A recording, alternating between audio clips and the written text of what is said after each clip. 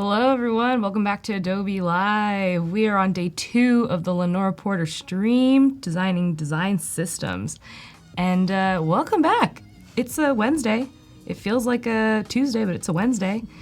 Welcome back, chat. Let us know where you're coming in from, what time of day it is. Let us know what level you are. We're excited to have you.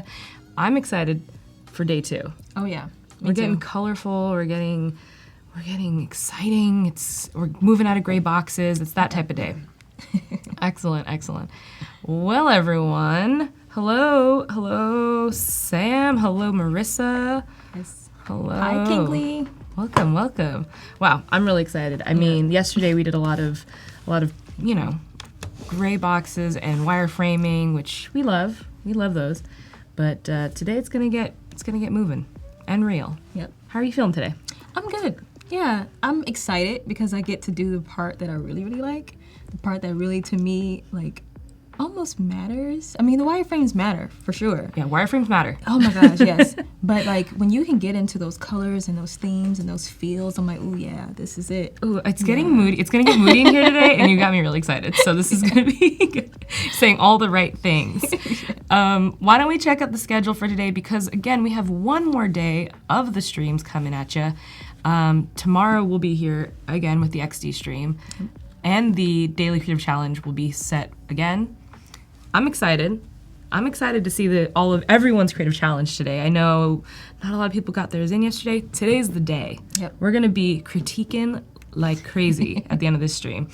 So yeah, we had a great time with Jesse right before. I hope you guys are excited. And in about 30 minutes, if you guys aren't into the creative challenge, and you still want to participate in 30 minutes, we're gonna have a chance to win about 100 Sticker Mule stickers. And it's just a lot of stickers, so I'm excited for you guys. But the schedule is the same tomorrow, and let's do this. I'm excited. Awesome, guys. Hello, Rosemary. Beginner. Rosemary's a beginner. All right. This stream is for you. Yes. We have your professor. The professor is in the building. Me. Lenora, Professor Lenora, here to teach everything you need to know. And on Wednesdays, we do wear denim. Yes. That is absolutely true. And we're going to say it was coordinated. Yeah. Exactly. Alrighty. Well, why don't you take the lead and, let us know what we're doing today. All right. So remember yesterday we created these wireframes. They're awesome, but let's get into some colors now. But I wanted to make sure I showed you all where I left off and where I kind of like added pieces, because I didn't finish yesterday and I wanted to make sure you have like at least a cohesive flow before we move to colors. So remember we went to the actual splash page and we just created a generic splash page. We asked our user a question: what brings you to Sprout?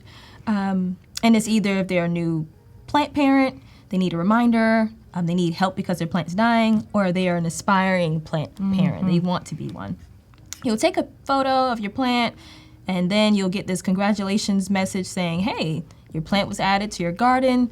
What's your plant's name? You can put in your plant's name. I named mine Pamela or Pamela, I don't know, green. And then you can press next, or you can add another. And from there, if this plant was not identified, you'll come to this screen. And this screen is a way for you to search for the plant by name or by category or type of plant.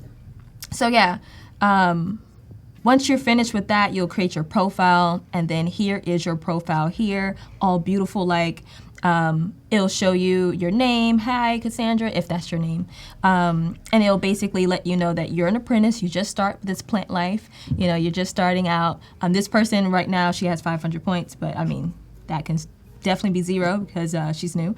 She has about 3 plants in her garden. She has a few training sessions that she needs to go to. She needs to water her plants and prune Pamela, or however to say the name. And then she has a tip for the day. So her tip says, according to the weather, extreme sunlight is on the horizon. Let me fix that because that's not what I meant. Remove your plants from direct sunlight. So I guess remove your plants if it's in a windowsill or whatever else. Yeah, and from here you can see a view of the actual plant. You'll have like a plant picture in the back, and you'll have your schedule here, like a draw that would, move up, animations that will be coming up tomorrow. Yeah, but you'll at least have like your schedule, so With Pamela, you water her, every month. You prune her every 2 months, and then you repot her every 4 months. So it gives you a detailed structure of what you need to do for this plant to survive. You have a way to learn about Pamela. Right now it's on a cactus plant, but anyway, just think if it was a palm tree, it'll teach you exactly what to do for that palm tree. And then, once you click on maybe how do I water my plant, you'll have a full list of how to actually water your plant that you have. Very cool, very cool. We're seeing a bunch of new features that we, maybe didn't get to see and fleshed out completely, but really some really cool things. And someone in the chat, Ariana, was like, these wireframes are so nice. And I have to agree. They're some of the most put together wireframes, and I think that's because you have a little bit of we think we know why. She's not just a designer, everyone, She's a bit of a expert in the range of all things UX, including being a front end engineer. Yeah. So maybe that's the reason you're so neat with your wireframes. Maybe. Yeah. The thing is, though, I was horrible in the beginning. I remember my very first job. I think my boss, she's like, I turned in my assignment, and she's like, no. This is not good. You like your wireframes or something? Yeah, I turned in everything. I'm like, yeah, I got it. It's nice. Turned in my PSD file, because that's what it was back then. Love it. And she's like, no, this doesn't even mesh well with the Apple design system. I didn't even know that exists. Interesting. So I'm like, oh, okay. Even for wireframes, they were like on you for that. Yeah, redlining, everything. She wanted everything so structured. So I honestly was like, tortured into this. Trial by fire, definitely. Yeah. Right? Wow. Yeah. So, well, and that's how her wireframes became so neat. Yeah. And we love them. And they're easy to read. Perfect. So yeah, from here, what we're gonna do is, I do have one more screen that I created not too long ago. Is I was thinking about, like, this screen up here is for your particular plant, and this is like Pamela. You named this plant, and this screen to me goes based on what's going on with, like I said, your plant. So that means how much you water your plant, making sure you keep a measure of that. Maybe have like a chart that says, hey, you watered your plant great last year, but this year you're barely watering your plant on time. You're killing your plant. You are on the verge of having a funeral. Are you okay with that? This screen will basically give you highlights on your particular behavior when it comes to how you're caring for your plant. However, this screen was more so this is about the actual plant itself, not so much about your particular plant, but this is like the fiddle leaf fig and what comes with that. So the fiddle leaf fig, let's say I'm thinking of getting a new plant. I press aspiring to be a plant parent. It'll tell me, based on your schedule, you're never home. You're always designing. You're always doing code. Right. And you get in late. You may want to get a fiddle leaf fig, and it's easy to grow, low sunlight, so you don't have to worry about that. And it's great in tropical climates, because for me, I live in Miami, so it'll be perfect for me. If I lived in Chicago, maybe not. Maybe during the summers. And then it's a good air purifier. It's a little bit high maintenance, but that when it's come kind of like, it's high maintenance because of the water that it'll need to take, so maybe you can create some kind of Raspberry Pi. I love it. So much tech. Yes, some kind of tool to water it when you're not there. So yeah, I just created this little screen. Right, and I love the, like the options for gallery at the bottom, and the just different filter tags. Just playing with these ideas in wireframe form lets you kind of just like see and mock up what could be this idea. Not just how this screen should be laid out, but what if this idea exists, and how can I showcase that? So this is when it's super clear. Yeah. And so if you were to show this to like your team or something, wherever you're working on, be like, I have this idea for filters and so a new plant parent aspiring, and they're like, I don't get the idea. You show them this, they're like, oh, I see. I see exactly what you mean. So awesome. Cool. Yeah. Our wireframes literally always come in handy. It's quick and it's easy to just hurry up and throw something together and get some kind of eyes on it and get some feedback. Cool. It's easier to get feedback like this though, because usually when you get feedback as a full designed, colorful thing, there's like, oh, I don't like the colors, I don't like this, and I'm like, no, Can you look at the UX of this? Yes. Not Like, the yeah, you'll colors. notice there's no images, no plant photos Yeah. to be seen. Oh. No colors, nothing like that. Even your CTAs are, they're just there. And it's one of those things. It's so important to stay lo-fi. Yeah. Even if your lo-fis look very neat.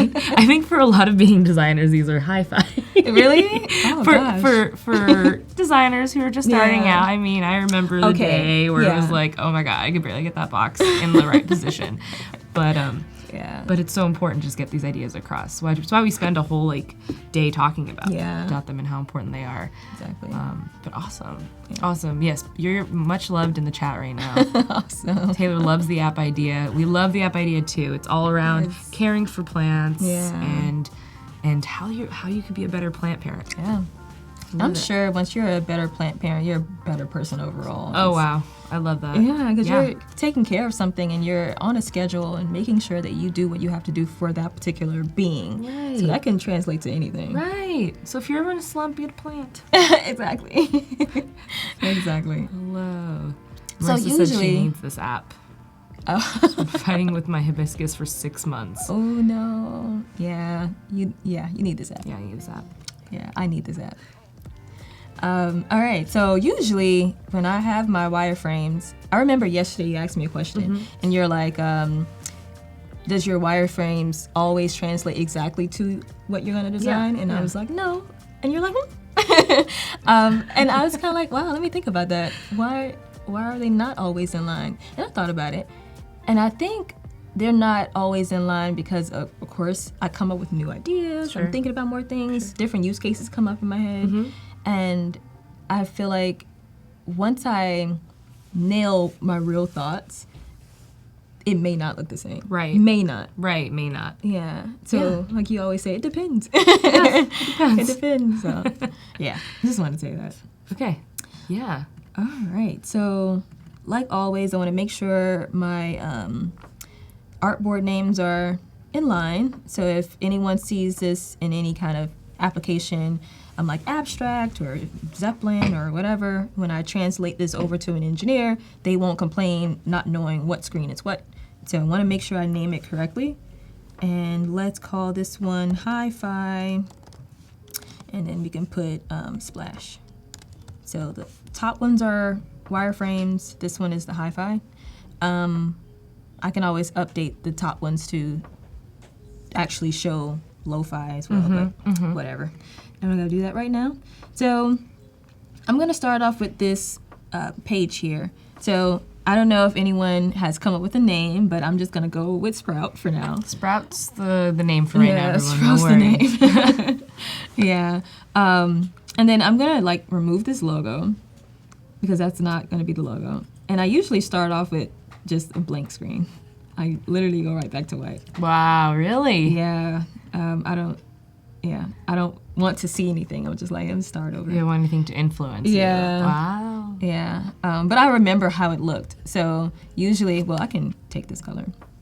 So I kind of start off here, and I'm like, what does Sprout mean for me? I literally go right into the fields again. Yes, yes. And I'm thinking, when someone comes to this app, we already created our words.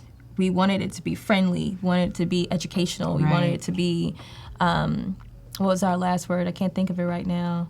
I remember it was kind of around growth mindset. So I really want to capture that when I think about Sprout. And I don't know if you all watched Sesame Street, but there was a piece of Sesame Street called Sprout, and it was for the younger kids. And it reminded me of kitty-friendly kind of things. I'm like, ooh, I want it to be kitty-like. Right. I want the text to be bold and fun. So yeah, that's what I basically Got it. Okay. did. So you go back to your childhood. Oh yeah, always. For your design inspo, which I love. Oh my gosh. Yeah. How long do you think it takes for you to kind of conceptualize? Because I feel like you start with the words. Oh yeah. Or you start with your title, what your app means. How long do you think it takes you to conceptualize what the visual look and feel should be?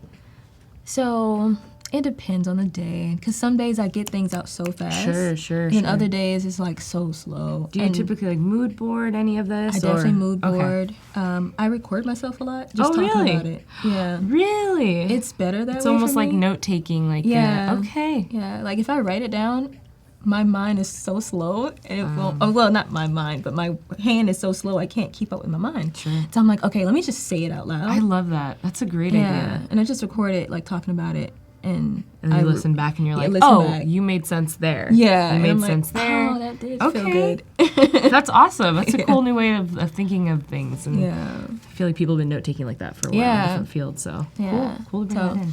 I go from there. I will keep the font with the Montserrat for now. I'm going to show you all later on how I will start pulling in different font types from the Apple Design Kit. But for right now, I'm going to keep the Montserrat. Montserrat. Yeah. So yeah, like I said, I started here, and usually when I'm not in a time crunch, I would go over to Adobe Fresco. I started in Adobe Draw, but I know Adobe Draw is not, it's discontinued, right? I think so. Yeah. Okay, yeah. So all my old stuff is in Adobe Draw, but I'll usually go in there, get my pen out, and just start drawing out different ideas. And then from there, I'm kind of like, okay, what do I think this should be? Long story short, I went through Adobe's the stock photos and looked for different illustrations around plants. Oh, cool. And I was like, oh yeah, this will be a nice one because it has different types of mascots. Sure. Because some of them are like smiling, some of them are like, I'm strong, some of them like. Can you show us some of yeah. those? Awesome. Let me show you. So Oh, so cute. these, yeah. So you got these from Adobe Yes.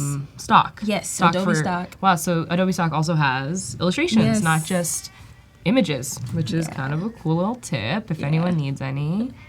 And they're all, and it's like a set, which is what we like, especially around something like this. Maybe you don't have like a marketer yet, but you just need something that is fully comprehensive as a unit, and they'll do little sets. It's really cool. These are cute. Yeah, they are. So I'm like, okay, which one to me I feel like would go well with the word sprout? I almost picked this one because I'm like, ooh, Zen, this is cute. Yeah, it's cute. But I picked a happy face. I'm like, at the end of the day, we want to attract people to know that our app would make them happy, make their plan happy, make the whole world happy. So I'm like, all right, we'll go with happiness. So yeah, I just selected it basically, and let me select it here. And because Illustrator is an Adobe product and XD as well, seamless kind of, even if you can add it to your library, your Creative Cloud library, and kind of pull from there that asset, or you could copy paste. Yes, I usually copy paste. Oh, and I found out what was going on with that little Was it responsive icon. resize Yes. on? Yeah. Oh my gosh, okay. So I'm Yeah. like, no. That's all I had to do is turn that off. Look at that little guy. It's so cute. So yeah, I just resize it at that point. I resize it, and boom, there we go. It's already much better. I feel like, oh yeah, I'm definitely gonna have an awesome plant life now. Oh yeah, I feel the vibe. It's getting more and more green as we speak. Yes. So we can also make that into, a little component and call it, logo. But I would call it main logo instead of just logo. Right. And remember, when I talked about the naming conventions, usually I won't name things that can be exported using capital, camel case. I usually, if it's gonna be exported, I'll do lowercase. And the reason why I do this is because, of course, when you start coding it, you're already in the groove, and then you have to type in a file name. Oh gosh, I would rather just keep typing the way I am instead of pressing the cap lock or the shift. And there's more room for error with that, right? It's one more thing you got to make sure is correct. Yeah. So when naming, just a little tip to help your engineer friends out from Lenora, from Lenora is lowercase is probably a little bit easier for them. Now we know for anything that you need to export. Yeah, it's good to know. Yep. Good to know. Yep. So I have a few colors already selected, and I'll probably go through how I selected those two. I made some little plants in Adobe, but that's besides the point. Where is my little thing? Oh, that's not what I'm looking for. All right, I guess I moved it. Okay, let me go get it. Awesome. And then I'll say hi to the chat. Hello, everyone in chat. How you doing, Colby? Colby was actually my very first guest I've ever hosted on Adobe Live. How you doing, man? Awesome. Colby's also from Florida. Really? Yeah. All right. Hi, family. Hi, fam. Now, we can always just make a blue color, but I mean, I would rather the color I picked. Right, right.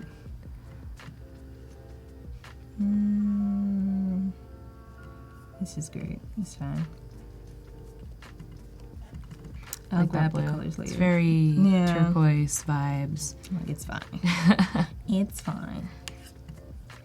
Now, the reason why I don't really like the Montserrat is because it doesn't really have like a medium bold. It just has like a regular, a bold, and that's it. So when I do get to my text, I'm gonna definitely change that. But we can keep just Sprout here. Looking pretty sweet. Right in the middle. All right, so now from here, with this green, it doesn't, like, even if I change the color to white, because that's usually what I do, I told you that earlier, I was just kind of like, okay, this still is not giving me a vibe. I'm just ill. Not loving the vibe. Yeah, I'm not happy with it. So you don't like these, the convention of like selecting all in one screen, like maybe just like hitting a button. Like, I just feel as that, but I guess I'm feeling as though it's not, because it's on the actual page, I just feel like I'm not really getting, I'm not feeling the quiz kind of vibe. I'm feeling like, right, because this is a quiz. It's supposed to be like a little quiz, and I'm just like, no, this doesn't feel quizzy. I don't know how to like describe that. Yeah. Because usually you have a quiz, it's like in a little box, and everything is in that box for that quiz. Sure. I just felt like with it being on the page like this, it just felt different. So yeah. I wanted to switch that up. So I added some color. I removed this, so I'll be using that later. And I'm gonna keep everything here, but I'm also gonna change the way these look.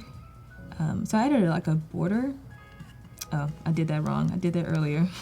Let me select them right. And I added a border to it and use this like light gray here. And then from there, I use our darker color. And what I wanted to do was actually remove.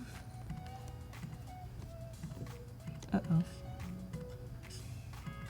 Okay, there we go.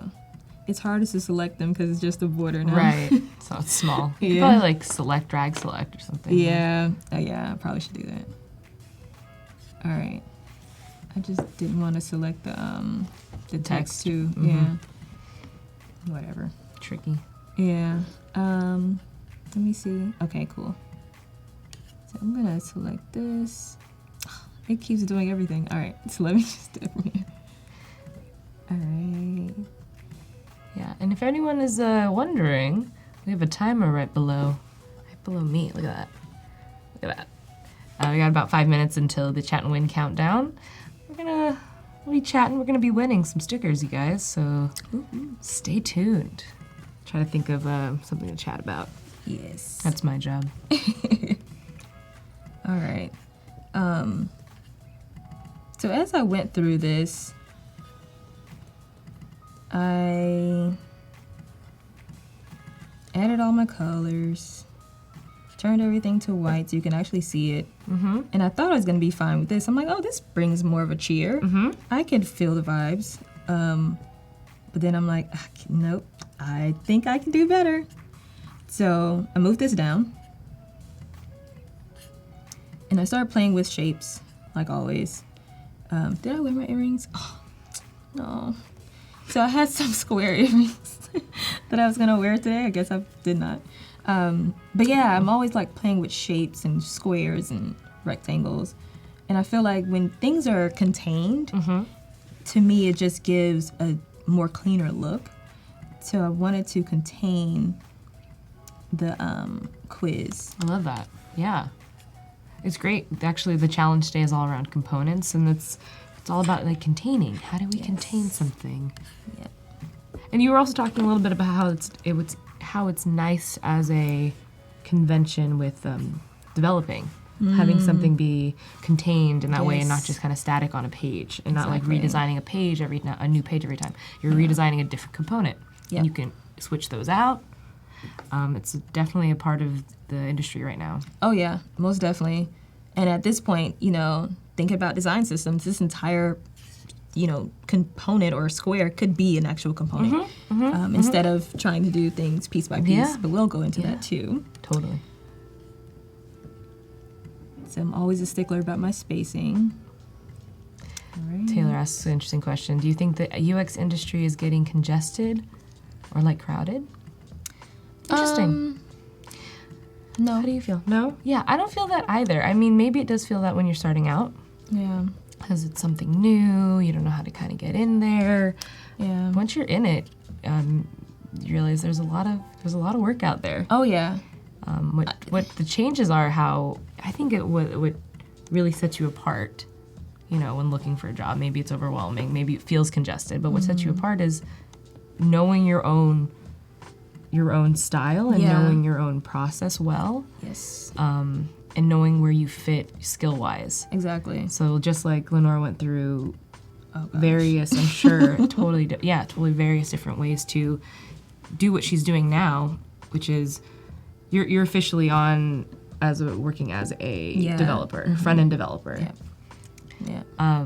From designer to developer, from teacher to designer, there's a lot of back and forth. So it may feel congested, I think, because a lot of people are trying to break into this field, but once you're in it, there's so many ways this work is evolving and changing. So true. Yeah. I'm gonna start using my H1s. Cool. So honestly, like this is how the design system kind of starts for me.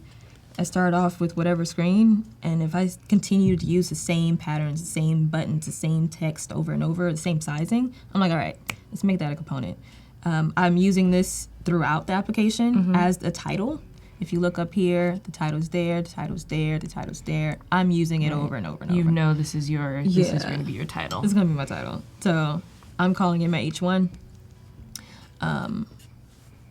And these, I'm sure I'm going to figure out a name for it, but I'm not going to do that right now. Right. It's also a part of your onboarding, right? Yeah. We talked a little about that yesterday. The onboarding feels usually a little bit different from the actual app that you revisit time and time again. Exactly. Yep. Onboarding is a little more engaging. It's a little more fun. Maybe you haven't signed up right away. There's no sign up at the front, and we'll get into that. I'm sure you'll give us an explanation over why. Yes. But what's going to keep someone interested in going forward in this application, so you can get them signed on and have them be a part of this awesome plant community. Yeah. Or whatever you're trying to design for. Yes. I'm gonna start creating a pagination or a breadcrumb kind of feel here. You saw where we were kind of building out our stepper. We're doing the same thing here, but just a slight different style. So I'm gonna go with... Oh, we have 30 seconds to chat with. Uh-oh. All right. Boy, I've not thought of something to chat about. Oh, man. We could do the same one as before. I like hearing about if everyone has the plants or how many plants they have. Maybe that'll be it. Yep. That'd be awesome. McLacy says, McLegacy says, oh, yeah. You're a great teacher. Oh, thanks. Awesome. And on that note, yes, she is a great teacher. I also agree. We're at Chat and Win, guys. So let's chat and win around. Let's talk about, how many indoor plants do you have? How many plant children do you guys have? If 0 is fine. That's fine too. So we'll be right back.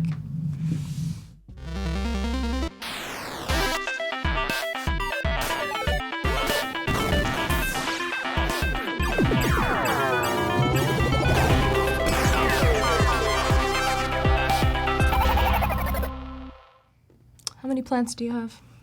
1 now. 1. Yeah. I think I have like 6 or 7. I've not counted. I have a lot. I have a problem. I definitely will see one and be like, I want that. A lot of me and my friends we're doing cuttings of each other's plants. Yeah, so because some plants do really well in this climate, so we're like, that one's doing great. I want a piece of that one. Yeah. All right, everyone, keep chatting and winning, or chatting to win. But just by chatting, you are winning. I mean, essentially. Let's see. Taylor has I have plant pots, but no plants. Oh no, they're all dead. Oh no. No. Frankie has a fake cactus and a bonsai. Marcine has 16 plants, and I commend you. That's amazing. You have like a forest. You have like a little nursery at that point. I think over 10 you have a nursery. Exactly. Totally agree. Including a greenhouse. What? Kojo, congratulations. Congrats. Woo. You've just won 100 free sticker mule stickers. They're 3x3, and they'll fit on like here, or I could put one here, or I could put one here, but congratulations. So check out your, make sure to keep an eye out on your messages in Behance, and you might be getting a code soon. And for everyone else, Adobe Live 20 will get you 10 stickers for $1, so we are all essentially winners. Yep. And we all have plans. So we all win both times. That's right. I'm really proud of all of us. Good job, you guys. All right, we're back. So in that time, I found my colors. Nice. I found my colors. Great. I put them over here. And usually, let's talk about that, because this is definitely something I didn't talk about before. Let's put this up here. Well, no, this is colors, put it down here. So when I think about colors, I literally just pick one. And that was this blue color right here. And I would go to a website called, I may have to Google it, but we'll go to it.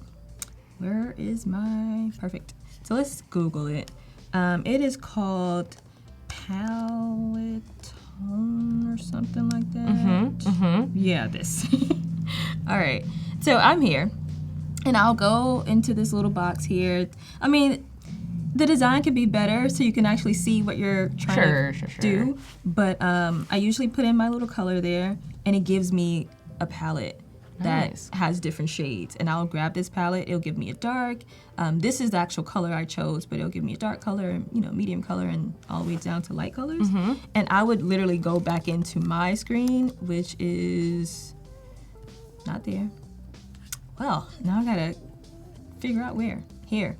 And I will go through and make sure that everything is in line. I'll put my actual primary color and then like wrap my darker colors all the way around it. So I will create these little boxes each time I'm trying to create different shades of colors. And I'll use these colors for different various things. Like I use the orange to represent like an accent color. So these are like my accent colors here. Here's my primary. Here's my grayscale. You're always gonna need your grayscale colors.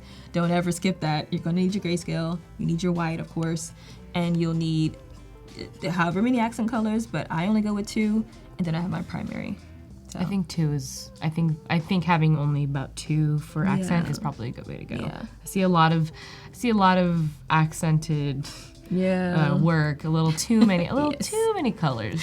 Exactly. Use your colors accordingly, everyone. I want to like just put things in the right order, because I also want to show you something else. Either this, or I also used Adobe Color. That's the one. Yeah. Yeah. This is my sorry. Adobe. I think it's Adobe Color just with the C now. Oh, really? You all are changing things on me. I know, right? Adobe, what you doing? Yeah.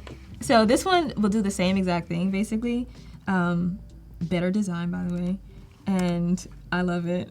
You could basically go through and just choose, hey, do I want more of a monochromatic color? Do I want shades like I did before? Because that's basically what I chose. Or do I want custom?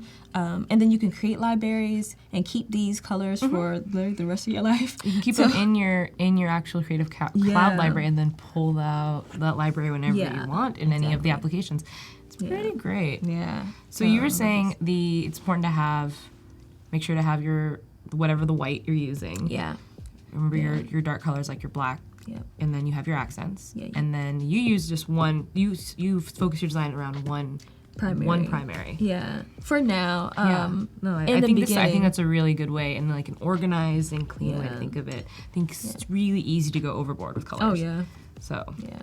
I just wanted to reiterate that for any new designers. It's only gonna help you. Yes. Less is more. Exactly. Are we here? Yeah, we're here. Cool. So yeah, I picked my colors, and then from there, what I'll do is, of course, pull them right into my color swatch there. I will keep all my wireframe colors, and I'll usually like actually name them wireframe colors, just so they can be separate. And I'll like make sure they're at the bottom because I don't need them anymore yet. Right. So I'll just rename them. Uh-oh. Right. Like that. And then from here, I'll start, adding my primary colors. So this is one of my primary colors here. I usually put my primary color here, which I probably should put it here because it's the biggest thing. But for me, I like my darkest to be there. That's just a weird personal preference. It's just preferences at this point. Yeah. Yeah. Totally. So, my primary is this. And I could go ahead and add that in there and just name it primary. And then this is one of my accent colors. I could grab that. You can actually hit the, you can actually, I think, hit the Here? plus. You should be, oh no. That's what I was thinking. I don't think it's filled in for some reason. Let's just grab it then. I don't know why it's not selecting. Tricky. Tricky. Yeah, it's probably because I like imported these in. Yeah. Oh, that's Yeah. why. Oh, Yeah. got it. Okay, It's not cool. an actual block. Yeah. All right, so now we can take it. Okay, cool. So then that is in accent 1. This is like, to me, my primary accent color. This is more of a, you need some kind of danger or some type of something that notifies or like sparks attention. Yep. This one's more of a, great job. This is more of a, Stoplight colors. Yeah, exactly. You know? Green is it's all good. Red is hold on. Yeah. Like, What are you whoa, doing? You just filled out that form so wrong. That is not an email I can use. Exactly. I did see something about WCAG. When you design, you think about, of course I'm thinking about accessibility. Usually, let me show you something. Here. So, Adobe has a lot of plugins that I use all the time. And I also have like this plugin called Contrast. I don't think it's on this computer, but I usually use Contrast. It's like a Apple, I guess a desktop app that you could use. But basically it checks for your accessibility, making sure that your colors are accessible no matter what. Yeah. And you use it a lot on your designs? Yeah, we literally had like an accessibility audit not too long ago. Really? Yeah. Wow. It was huge. And I'm like, oh, okay. You're like, this is a big deal. Yeah, this is a big deal. Yeah. We have to change a lot of colors. Like even our primary color was not accessible. And Wow. I'm like, whoa. So it's important to check early on. Yes. Right. Yeah. Interesting. Yeah. And you've checked this. You've checked I've this checked current this. app. This So is you know great. this is Yeah. good. Yeah. But yeah, Stark is a great plugin for that. Yes. You've heard it here. They're at the point now where we're doing accessibility audits in larger corporations, which is so important. So glad that they happen. But as a designer, you're also very much responsible to remember that. Yeah. This isn't something people are just taking lightly. It's just not just a buzzword anymore. Accessibility. This is very important. Yeah, exactly. For people to be able to use your products well. Yes.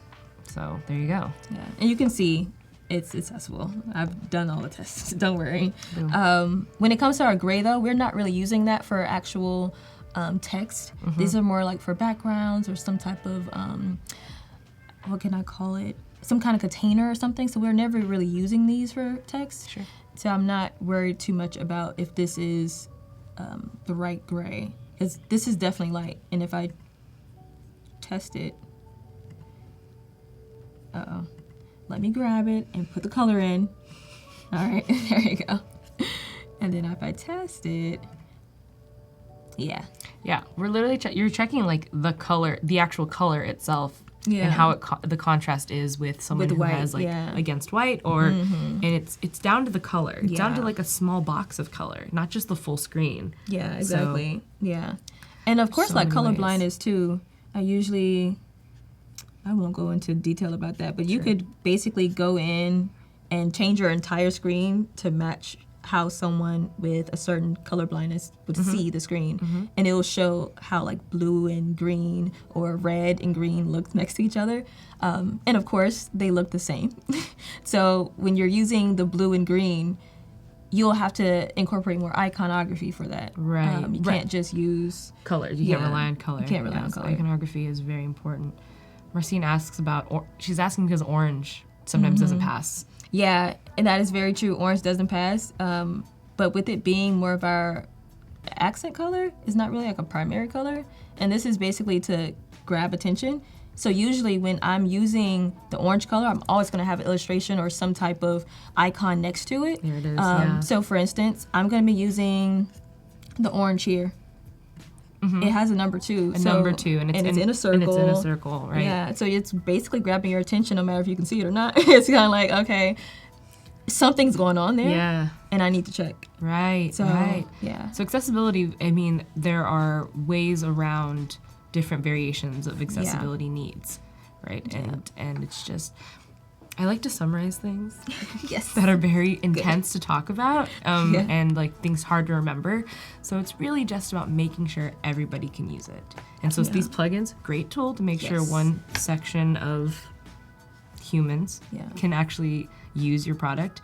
And I'm sure there'll be more plugins coming out to yeah. help with that. And there are plenty of things that you can't check with plugins. Yeah. So you as a designer are basically in charge of all of that. Yeah. And not to make you feel overwhelmed, because there are tools to help, but people are still, who are working in industry, are Yeah. still learning it. Oh, yeah. I mean, I've had so many friends who are like, oh my gosh, I just had to talk about accessibility, and I had like been designing wrong this whole time. And Yeah. I mean, it really kind of crushed me. I'm like, oh, no. I've been putting out horrible things. oh no, well, they're Yeah. not horrible. They're not. So I'm like, stop horrible. thinking like that. You know, it's great that you have audits. There's a sense of responsibility, though. I'm sure you feel that. Oh, yeah. Yeah. Mm. And it helped out so much for me thinking about accessibility from now on. So it's not going to go under deaf ears now. Yeah. Everyone knows what's going on for sure with Yep. these audits. Wow, that's something. You know, from the time I've been talking about or listening to and hearing about accessibility, it was probably like 2 or 3 years of it Yeah. being discussed, to now hearing like people being like going through trainings Yes. in audit itself. Yeah.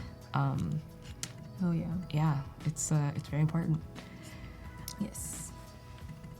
So, should I make this? No, I'll keep that white. So, from here, I'm making my little progress bar. I'm not measuring it right now. I'm gonna measure it soon. But yeah, I want to make sure it's like our accent color. I'm going to keep this what brings you to Sprout. I'm going to keep these questions here. And then what I want to do is create some depth here. So I'm going to be using this container, but I'm going to also, I'm going to copy and paste it, shrink it down just a little bit, put it right back in the middle. Well, that's not a little bit, that's a little bit more than a little bit. I'm going to shrink it down to the middle, bring it down just a little bit, and then press Command, I'm thinking is, what is this, right bracket? Is For how back, you- for send to back. Yeah, or move is back. it left bracket? Yeah, it's left bracket. Let Sorry. me get in my Yeah. left left bracket. XD file. To just- And then lower down the opacity to 50%. Okay, cool. So then from here, I want one more. Uh-oh, let me just grab this one. All right. I want one more. All right. You just copy it. Okay, cool. And then I'll shrink it down a little bit like that. Put it in the middle and then send it back.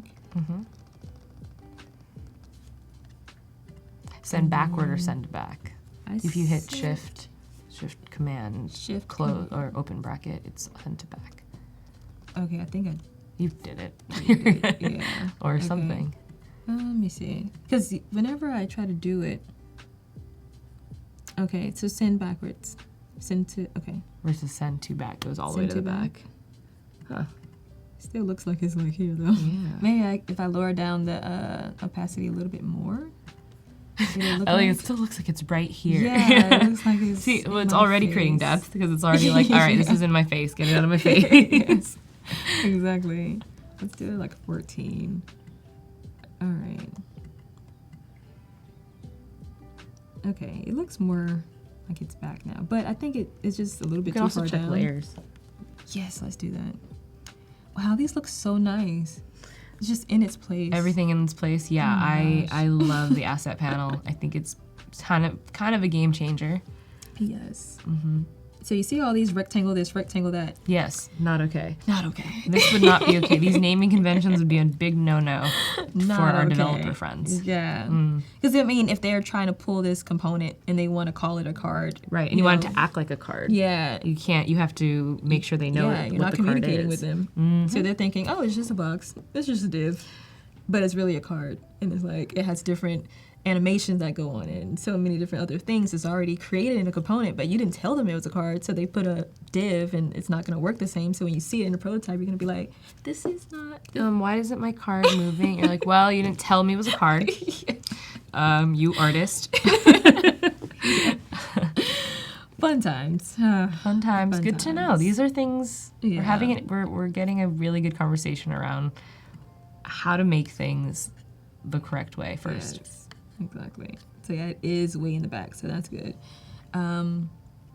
So what I'm gonna do from here, I'm going to name this one a card. Let's name it card, this a card, and this a card. And I think this design would really go great when it comes to animations for sure, when we get to auto animate. Mm-hmm. So I can't wait to jump in there. Yeah, that's gonna be cool. That's gonna be Yeah. cool. There's some pretty cool ways you can animate cards on XD. Yes. I can't wait. We have like the drag function. Yeah. Oh, that's not what I wanted to do. I wanted to grab this one. Prototyping is kind of my favorite. Probably the reason I am still want to be a designer in so many ways. It's always been my favorite thing to do. Oh, wow. So I'm excited for tomorrow. I'm excited too. Because, I mean, it's my favorite, but I've never done it in XD. I usually do it in After Effects. So I'm just yeah? I'm like, that's more intense to me. Way more intense, Yeah. definitely. And definitely more finite and Yeah. totally okay. And I feel like a lot of people for work use are still in between animating all over the place, but mostly still in After Effects. Yeah, So, exactly. but XD's got some cool, easy ways to Yeah. animate. And they're only going to get better too. So Yeah. we'll talk about them tomorrow. Yeah, I can't wait to jump in there. Then I can actually see. And I'm sure, like, once I start figuring it out, I'm gonna, like, pick it up very fast. Definitely. Like, I'm sure it's not that different. Yeah, Pedro, yeah. Prototyping and After Effects. You guys in the chat, where do your, how are you guys animating in XD? Isn't it, like, aren't you guys, what's your favorite thing to animate? Like, what do you guys animate? Tell me. We'll talk about it.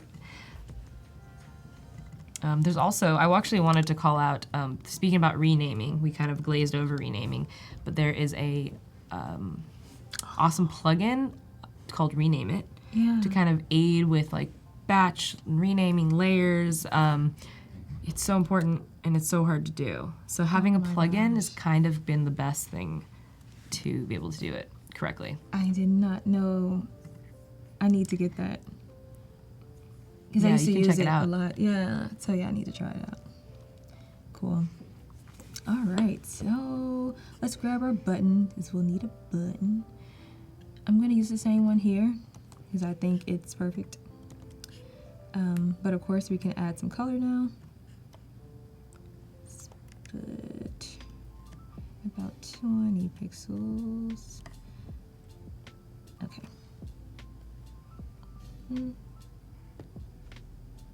We won't die. We'll leave that there. Put 20 here. And this is 20, right? Yep, okay. All right, so whenever I create my text and my buttons, I always go into the, what is this one called? Area text, and then I stretch it out. Okay. Based on the length of the actual button, because at that point, if I create like a component, I could resize it however I want. Right. And to me, that's easier, especially when I'm trying to just put in text and move the button around. Yeah. It's just already there. And I think XD is going to have some updates around The this, responsiveness. around the responsiveness of text in within containers. So I think we're going to see that very soon if it hasn't come out already. Might have. Yeah. I saw some things. I saw this. Oh, it's not coming up now.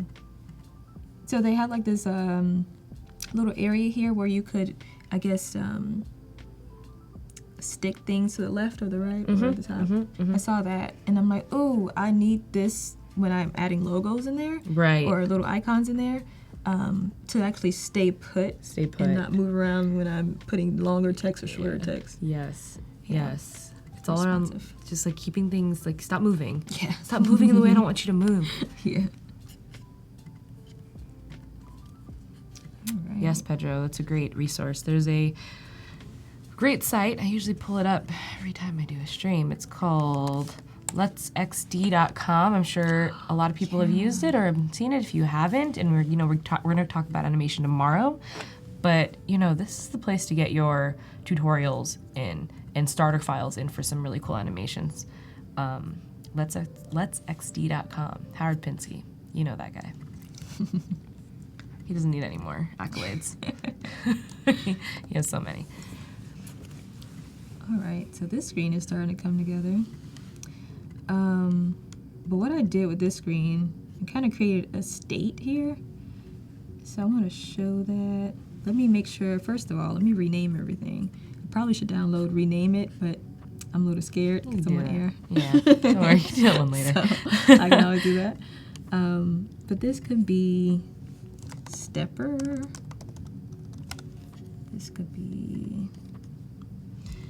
this one is Progress Bar. Cool. This doesn't really have to have like real names, as long as the top group has the name. So Right. I know what it is. Yeah, so that has that. Let's put this up here. Uh-oh. Not in there. Here. What is... No, I don't need that to be a group. Okay. It's funny how when you're creating things... I love that he's like right above me. Happiness. So cute. Ariana says it's such a cute splash screen. It really is. It really is. Thank you. It's a sweet little guy. Yeah. When I start using him around different areas, you're going to be like, oh my gosh. Can't wait. Perfect mascot. Oh my God, I can't wait. Yeah. All right, you got the stepper there, and then, okay, the cards. What is this? All right, so I like to make sure everything is in its place. Well, I'll let you rename some things, and I'll kind of talk about something that's happening in about 30 minutes. We have the Daily Creative Challenge countdown happening on the bottom of the screen. Everyone should be working. If not, it's all good. We, work on it. It's fun. If you aren't aware of what the Daily Creative Challenge is, it is a way to sharpen your UX and UI skills in just like 9 challenges, so 9. We just started. Jesse Schulter just started his challenge. Yesterday was his first day. Today is the second day. We're going to be talking about components. I'm really excited to see everyone's designs, hopefully for today, maybe some from yesterday. Can't wait to look at them. So, yeah. Cool. I'm actually creating a press state really quick. Cool. Let me use my component library. Not that. I want it to fill in the color for this. Oh, I gotta turn in my fill. Okay, turn it on. All right, so now I'm gonna turn the border off. So now when I get in there, I could add some type of styling here.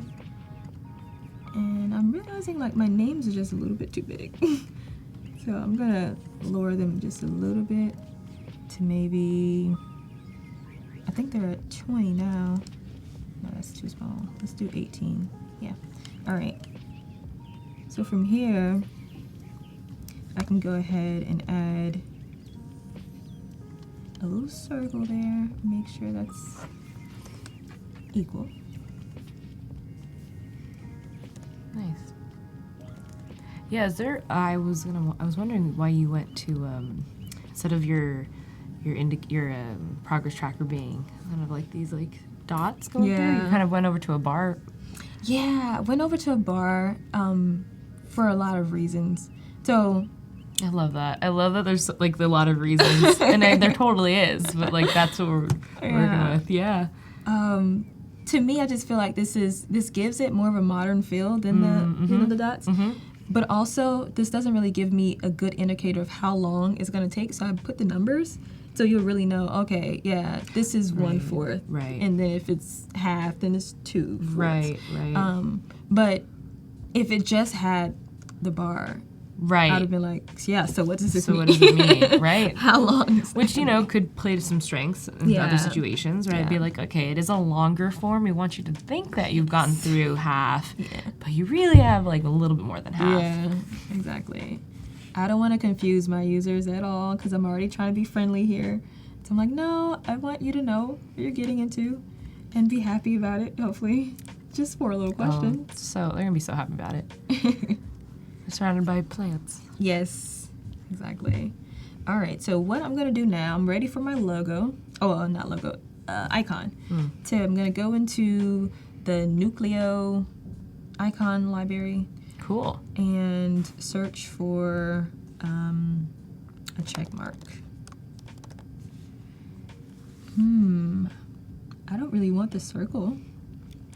How about just a check? Maybe a... Yeah, let's do check then. There's some checks. Perfect. All right. I wanted it to be a little rounder.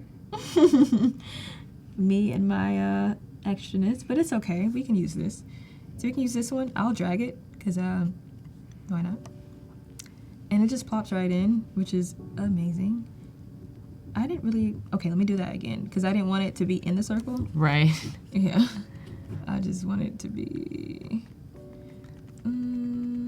where are you? Okay, perfect. That'll work. So let me doctor it a bit, because I don't really want this to be these lines. Like the structure. Sure. It's a little sharp at the end. Yeah, a little sharp. So usually, if I can't get the round icon there, what I'll do is I'll be like, all right, no problem. I'll recreate it. And make your own. And make my own. Yeah. And just turn it exactly the way it is. Make sure the width's the same, everything. I'll just literally recreate my entire icon using this as a stencil. It's already thought through, and I don't have to think about it. Why not? Yep. That's close Jessie enough. says, icon libraries for the win. Yes. Hi, Jessie. I really love the, let's see, do you ever use Noun Library?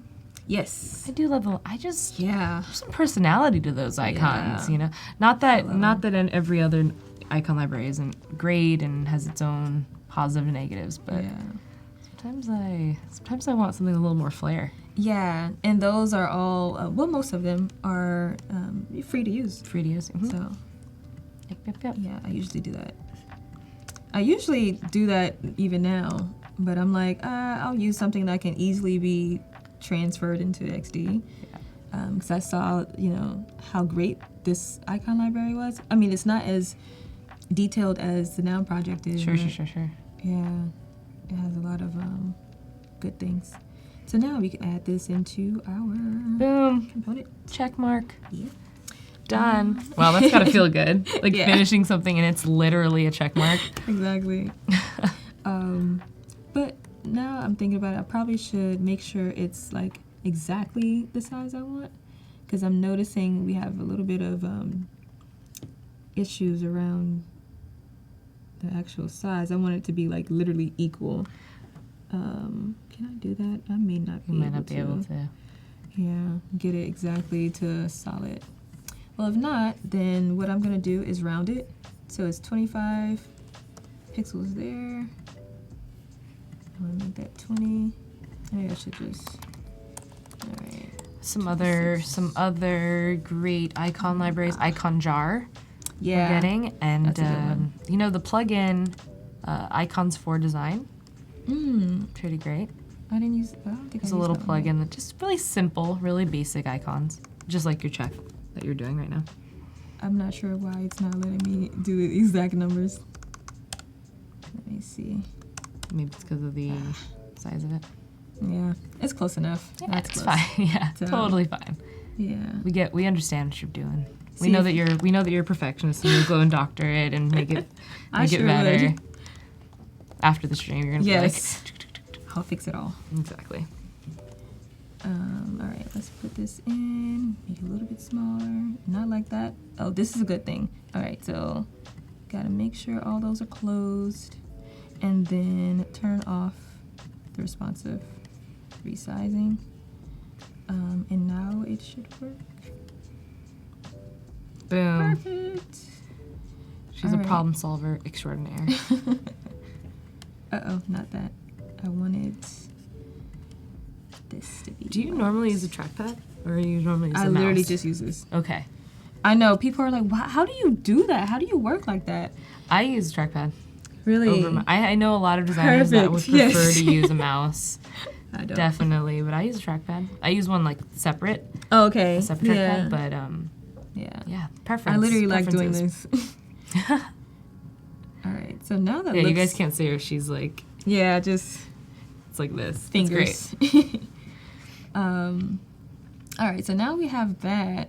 I want to take, because I have this little this little illustration I got from Noun Project, which is great. And I want to put it right on the edge here to give it some kind of like flair. And I know this is like extra. No one needs all this, but you know, I need it. Yeah. And if you need it, then it's okay. It's okay. Exactly. Someone had asked earlier in the comments around what are the personality traits? I forgot who it was, but I wanted to call it out. Personality traits a UX designer should have. Oh. Or maybe a designer should have. Oh, see, I knew this was going to elicit a good response. Wow. I think you wrote about it perfectly. Who, me? Did you? You wrote this, right? Oh, yeah. I'm like, what? What did I say? I'm going to do a callback to your website. Okay. If you go on Lenora's personal website, she's chock full of goodies and resources, and it's amazing. But there's an article, and it's all around being like happy at work. And so one of the things you write about is all around happy people make better decisions, or one of the 10 most important reasons why. Yeah. So to answer that question before, in my opinion, I think the most engaging and excitable designers I know are like the best designers. It's true. Truly, like the grumpy, and then the most grumpy designer I know is probably one of the worst designers, and not just because they're hard to work with, but because Yeah. they're not open to ideas, they're not letting anyone in, and so trying to stay positive. Yeah. I would Best totally personality agree with trait to have is a happy demeanor that. Yes. and a open mind. Yeah. Yeah, I agree with that for sure. And not only that, it's just like just being open-minded when it comes to different types of people is a great personality trait as a designer, because you're going to be dealing with not only different types of coworkers and different types of teammates, but you're going to be dealing with different types of users. Yep. And if you don't get to a place where you may not agree with what someone's doing or how they're perceiving things. However, you have to be open-minded to say, oh, okay, you know what? I can understand. You know, I may not be able to agree with what you're saying, but I could understand why. And that's your choice. So, yeah, if you are able to do that, then You're golden. amazing. Yeah, amazing designer. You're solid. Yep. I want to make this a little bit lighter.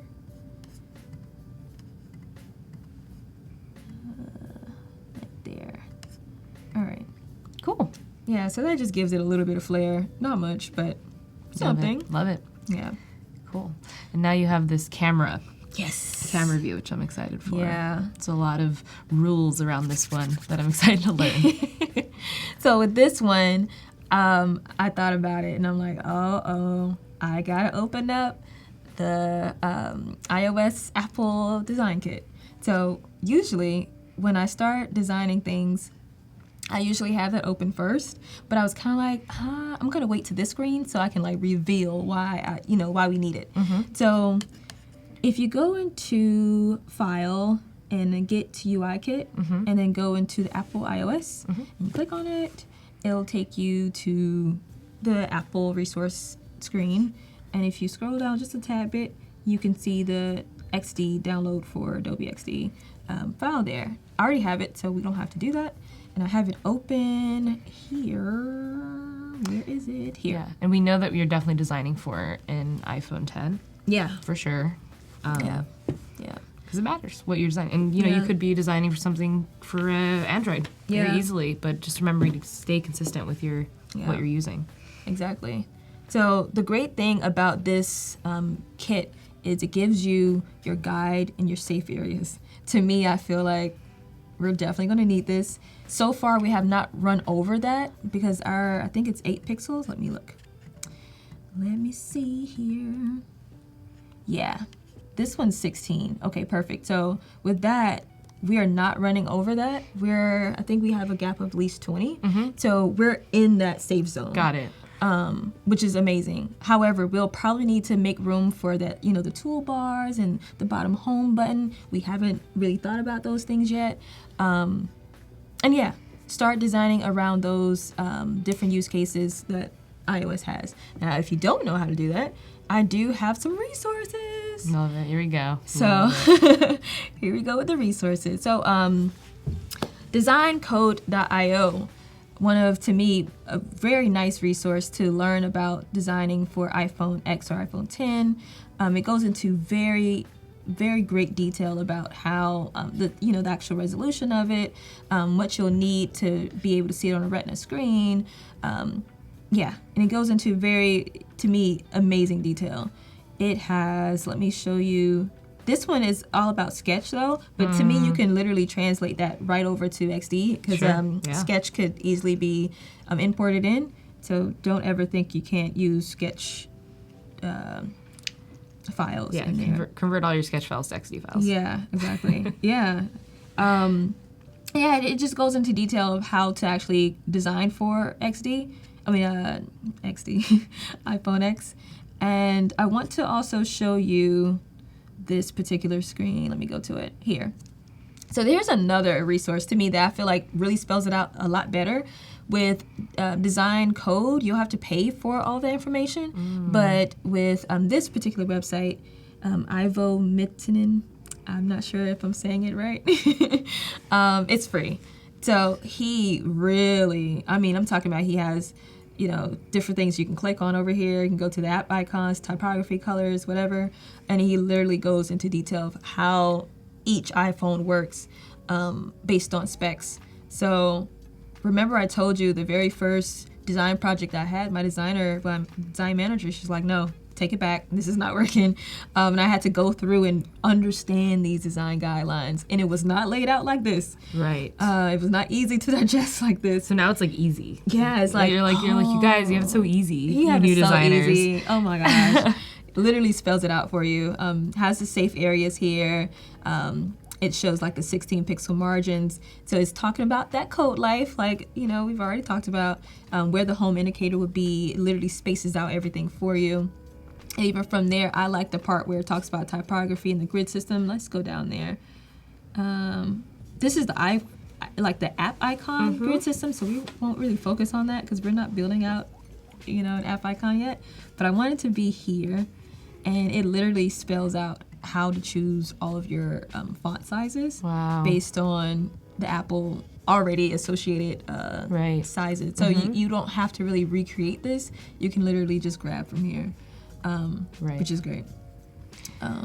This is great. I have to agree with the chat. These are great resources. These are things that designers toil over for, I think, a bit too long. And so just having a resource where you're like, what should I what font size should this be? Oh, should I keep toggling back forth between 17, 18, 20? No, something like this, according to this like guidebook, there are standards that have already been set for you. And for the most part, all of your developers know them. Yeah. They know them because they have to implement them. Yep. So kind of staying on one step ahead of it, and it helps also to streamline your design. Yeah. These resources are kind of the most important thing. A great place to start. Yep. Exactly. So awesome. That was great. Thank you for showing us those resources. If you ever want to go to the actual Apple, I guess, human interface guideline, it's also here too. I love their guidelines here. To me, it's much better than it was, because at first I'm like, I can't get it. It's too much information overload. But now I'm like, okay, I love how they have the side panel here. You can literally just click on what you're looking for: animation, branding, color, whatever, dark mode. Awesome. So that's basically what I did, and I went into the all right, okay, I'll just slide over. So I went into our design kit and just started looking for all the elements that I'll need, and I grabbed this this element here. I took away the title because I didn't really need that, but I wanted the status bar, which is here, and I wanted this home button here, but I wanted it spaced exactly the way it needs to be spaced. And it's already in XD, so all you gotta do is just copy and paste. Yep.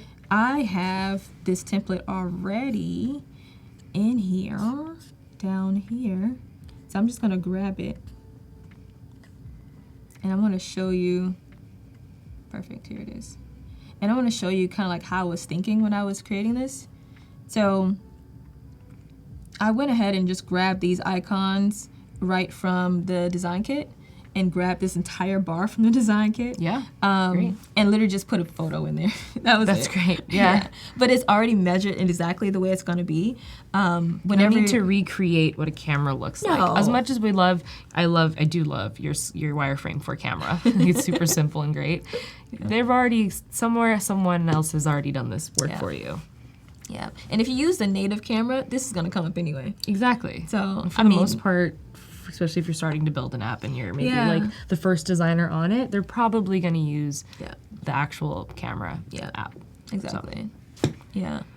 And to me, that's another thing. A lot of times when you're building for iOS and you're using, Xcode or anything like that, basically these come as templates already. So all the developer will have to do is just like plop in whatever icon you said to put in, but it comes with this structure already. Got it. So when you're giving them like a wireframe like this, it's like, oh, now we have to break the structure to make this work, Right, which is cool if you're designing an app that's like one of those cool Snapchat or something. Yeah, or some kind of like cool camera app, right? Like something with cool filters, and that's cool. That's when you can break it. Exactly. But when you're using it to streamline something, like in the middle of your onboarding, you don't want to recreate a camera. No, not at all. You have a bigger fish to fry. Yeah, too much work. So I'm gonna just plop this in. Perfect. Sweet. All right, we can rename it to camera. Uh-oh.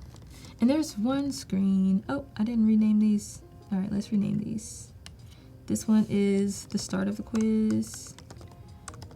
We can put quiz step 1. And then this one is quiz step 2. All right, so there's one more screen I wanted to put before we get there.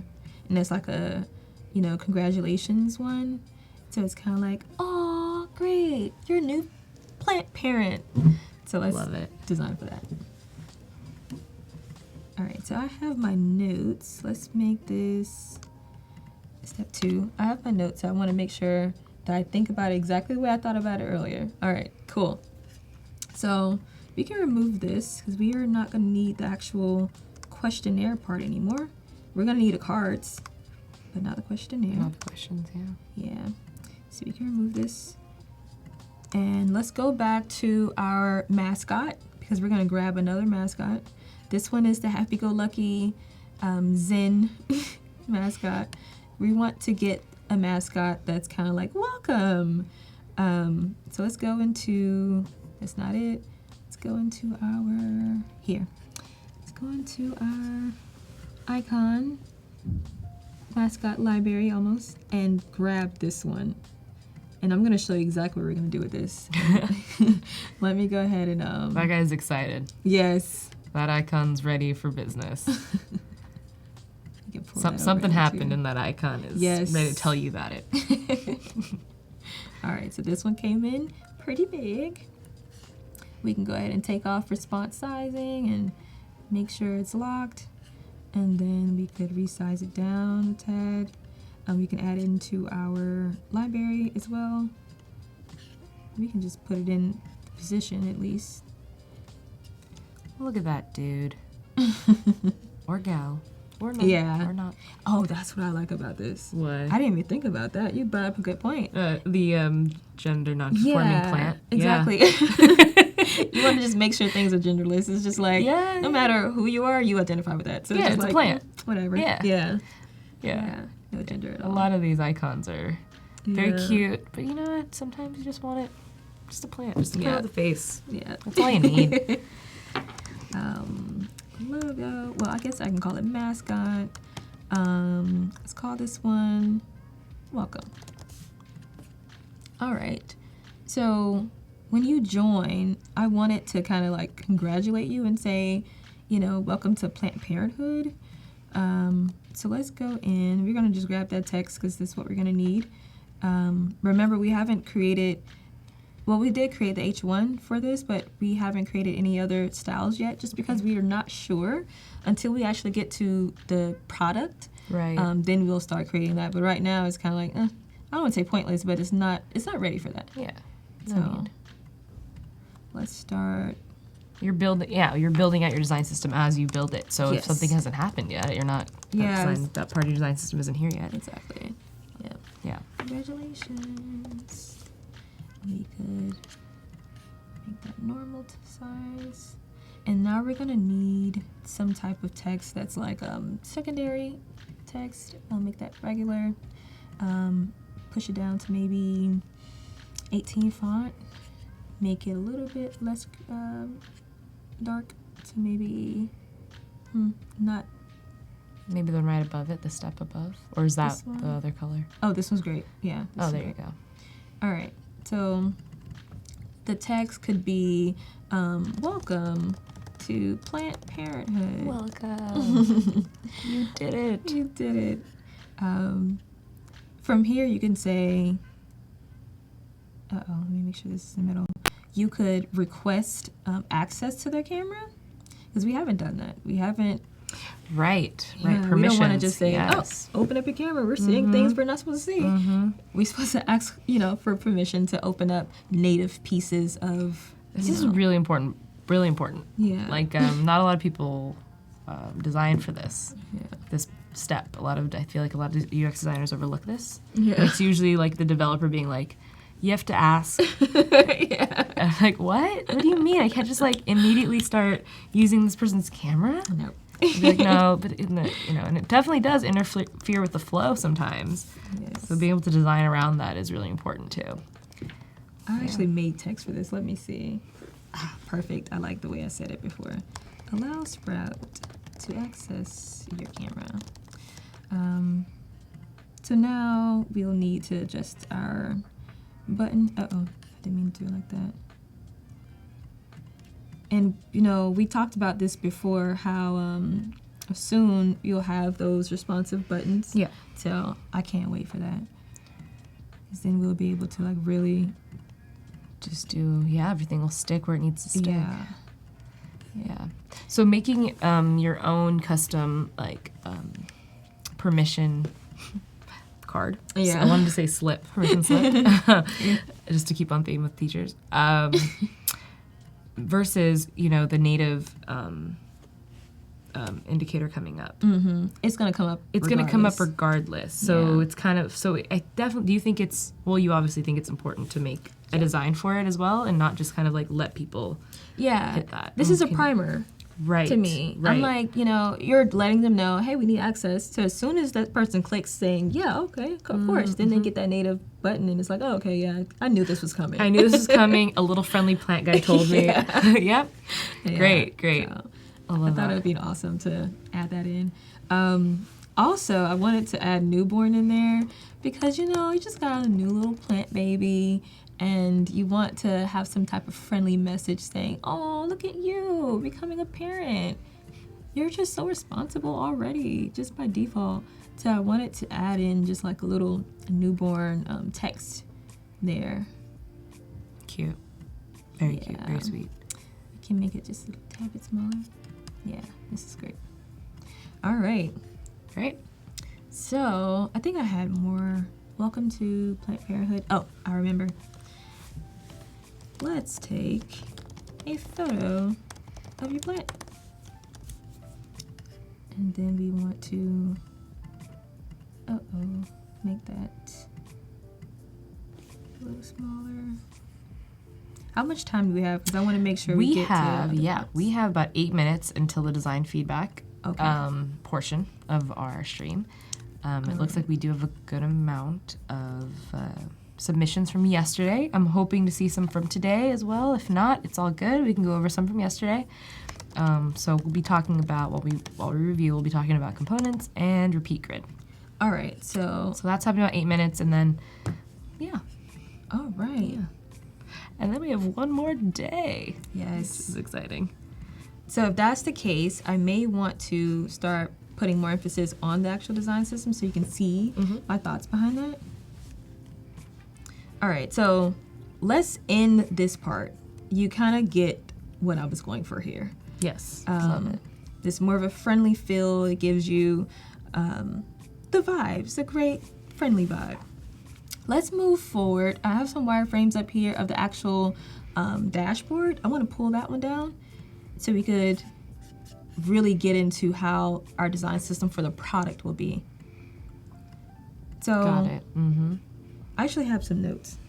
Let me get my notes because I want to like really spell out how I thought about it. And remember, I think I told you all about the atomic design from yesterday of how you can break down your design system in these, to me, amazing ways. And it's amazing ways to think about it from more of a, here's how to think about it from the actual atom perspective, the smallest piece. Here's how to think about it from the molecular piece, where maybe there's the atom is the icon, and then the molecule is probably the icon and a label. And then, you know, once you move up to more of the organism, then you'll probably have like navigation. So the entire navigation will have those icons and the labels in it. And then you'll go to more of that component library where that navigation is now a full-blown component that relies on those smaller pieces. So yeah, Brad Frost, he talked about, he has a book, and he talks about atomic design. And I wanted to really like go into a few details about that. And that's why I kind of started making this little style guide. So I started the style guide with atoms because our atoms is like our colors, it's our typography, it's our, I don't want to say buttons because we're not there yet. It's like our styles, our patterns. Like if I had some kind of, I guess, a little pattern in the background of something, that would be a part of our atoms. But as soon as we move on to molecules, let me just make a new little guide. Just copy this one over. And then we can name this one molecules. Cool. All right, and I can just start grabbing some things that I know for sure is going to be our molecules. So we have our colors, we have our typography. We actually didn't create that yet. Let's go and grab that from our design kit, which is over here. And the great thing about the way everything is laid out, I can literally just grab all these and have my kit, and I guess just insert it in, right? Sure, yeah. Go into, I can probably grab it from here. Yeah. So what you're talking about is atomic design. So you're structuring up, right? Yeah. From like the smallest elements that you have to the largest, right? Yes. Full blown pages. Yeah. And I've come across this before, and it's a great way to structure your design system. So that's essentially what you're doing, right? Structuring. And it's happening while you design. Yeah. Essentially, right? Yeah. There's no. you don't design first atoms, or do you and molecules? You can do it all kind of like plug and play it separately. As right? thing goes on, because the other day someone was telling me, "Oh, just make a design system." I'm like, from what? I need something to make it from, and then you need to know what keeps repeating, so you'll know, oh, okay, this button, I'm using it in multiple places. Right. I need to create a solid button that takes care of the set states, the active states, the whatever. All of the hover states need to be included in this button, and it needs to be shipped off as our actual button. Right. And once we have that button, we can use that everywhere instead of recreating the button multiple times. And then, sometimes developers will leave out the hover state, or it'll leave out something that's really needed. Yep. And then things look Frankenstein and not correct. So, Amen. Yeah. Happens to the best of us. It definitely does. So what I'll go ahead and do, instead of grabbing this, because you can definitely grab this out, but I think it'll kind of like change things up, and we only have 3 minutes, so I want to kind of like show you how I would have done it. So let me go back to here. I'll grab let's do the H1. So I'll go from the H1. Let's write some blah blah in there. All right, cool. So I'll go from the H1. And then what I usually do when I'm thinking about different tags. So here's my H1 at the very top. Then you have H2, H3, H4, H5. I'll usually go over to typescale.com. Let me show you that. That's here. I'll go to Typescale, and I'll pick. It gives me the entire, how big things need to be. So I'll pick what scale that I want to go at. My 16, it was always going to be my base. 16 is your base because it is the thing that you could see on mobile the best. Anything lower than that is going to create more visual issues. You probably won't be able to see anything that small. So I usually make my base 16, and I'll choose all my sizes from here. But I'll round them off because I hate the 21.33. I'm like, what is that? So I'll just put 22. Interesting. Here I'll just put 29, and I'll just round them off. And the reason behind this scalable kind of font sizing is because we want to make sure things are, first of all, consistent but proportional mathematically. Mathematically, yes. I knew we were going to get some math. Here it is, finally, it's here. I'm just as scared as I was back in second grade. Great.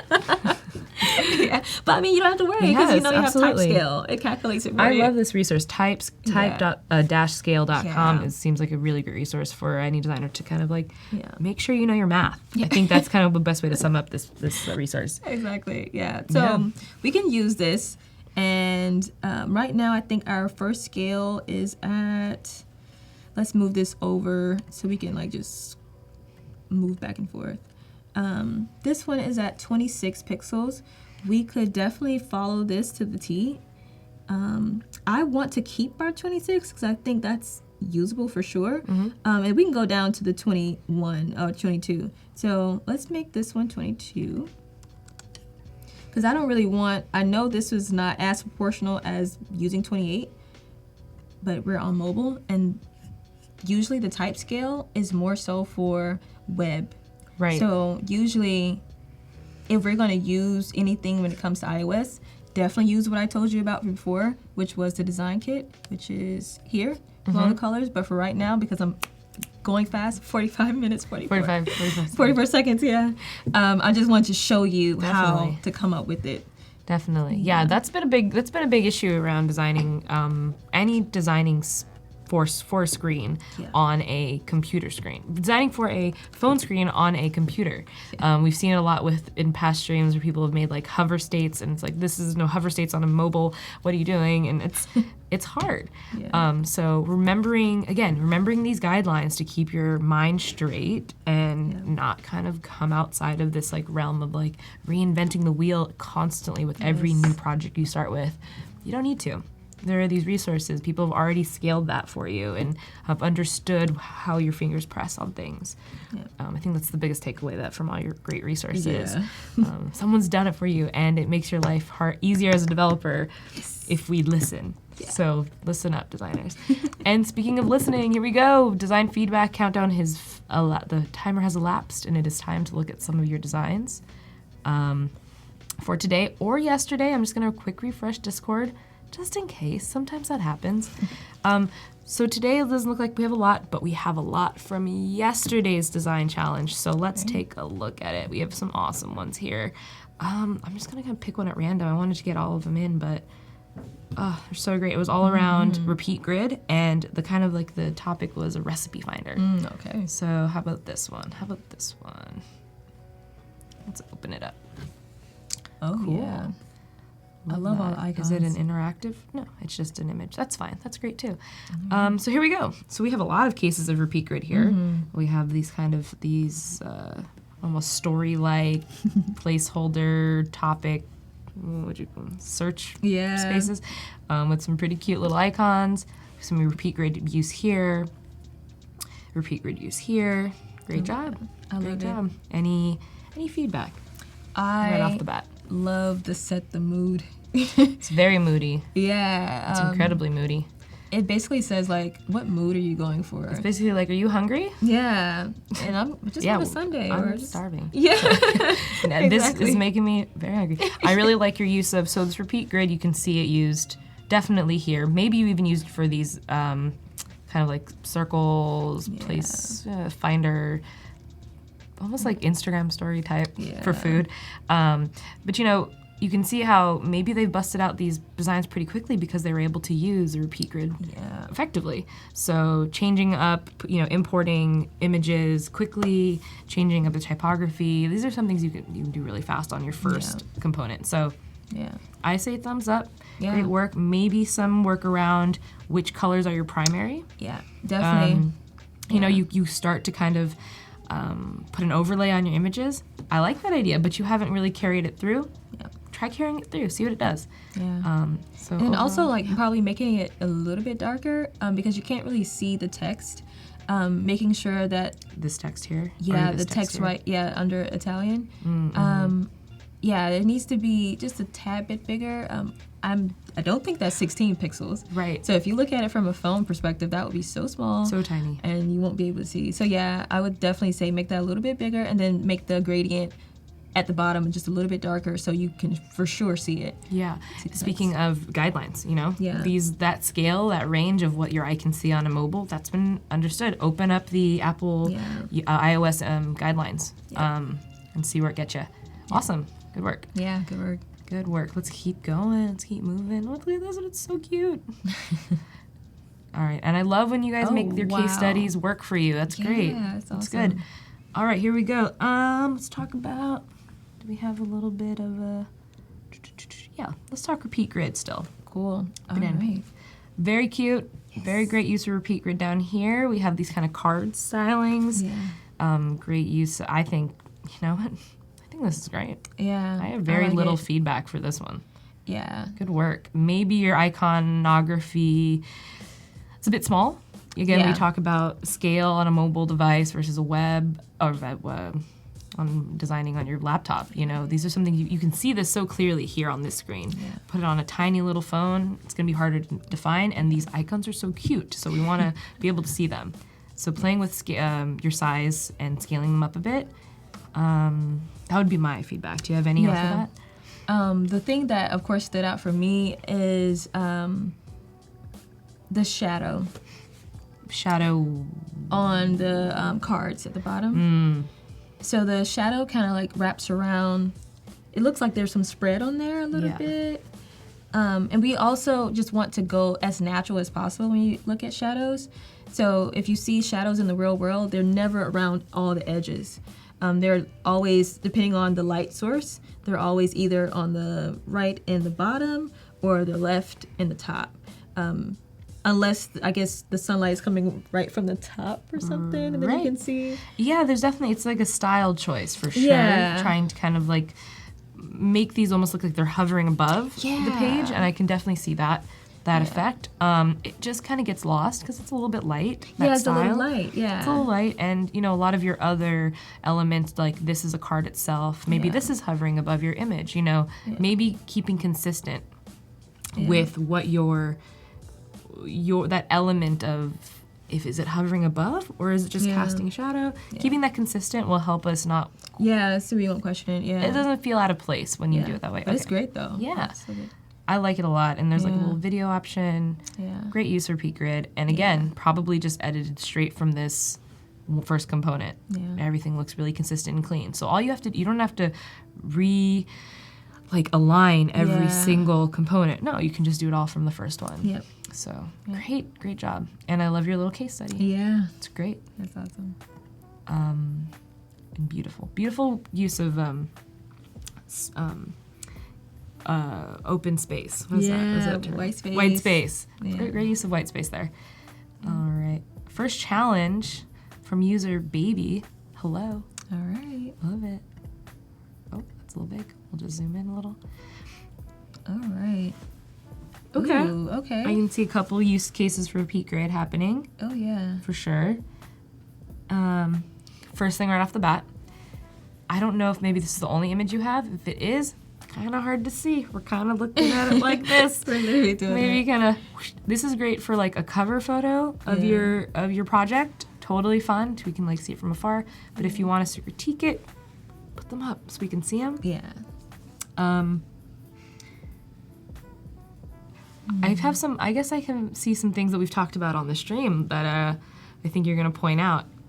Safe spaces. Yeah. Where are your safe spaces on? We know this is an iPhone 10 because of that notch, but it also is a styled iPhone 10, so it's even more vague. And so, but we do know that there's safe spaces to be had in these areas. We saw them on the guidelines.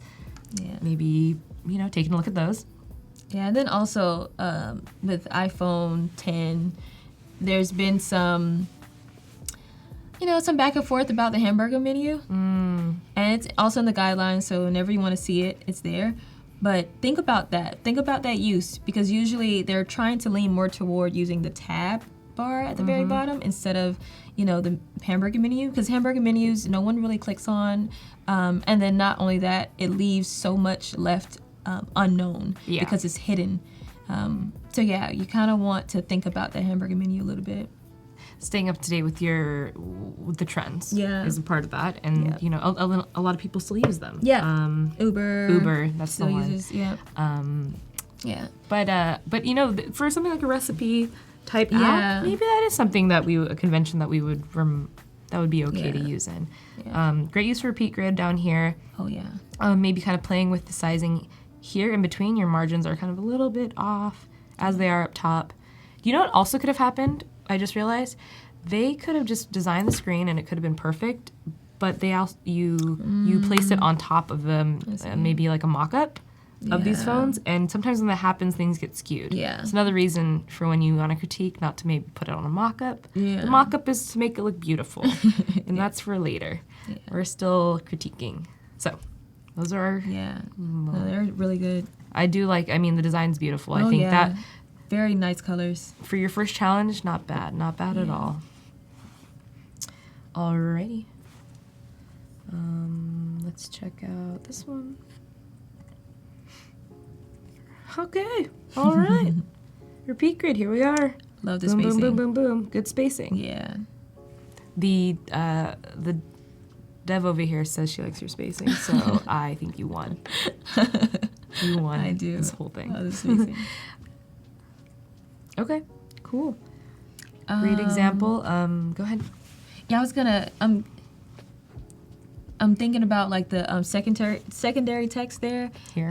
Yeah, I'm thinking if it's like just a little bit too tight, it makes me feel like I can't really read it. Like I feel like I'm squinting. I do. I feel like I'm squinting, and I feel like I'm like doing this. And I think it's because the font is a little bit. Tight, for sure. Not just spacing wise, but the actual font itself is very tall. Yeah. So it makes it feel like that, even if there is enough space.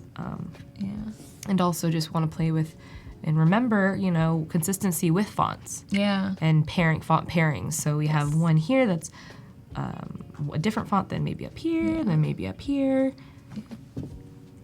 Yeah. I think the key is to what's your rule of thumb with fonts and font pairings with only within use an two. App? Only use two. And depending on what I'm designing for, I would definitely pick a serif for most of the main content, the bigger, bulkier content. And then if it's smaller, I'll use more of a I'll use a sans serif for you know, the actual bigger fonts, and then the more smaller fonts I usually use sans serif, but it depends. It depends, Kinda like but use flip-flop. possibly two. Two at most. Two at most. Yeah. And you're gonna keep your designs the cleanest that Yeah. way.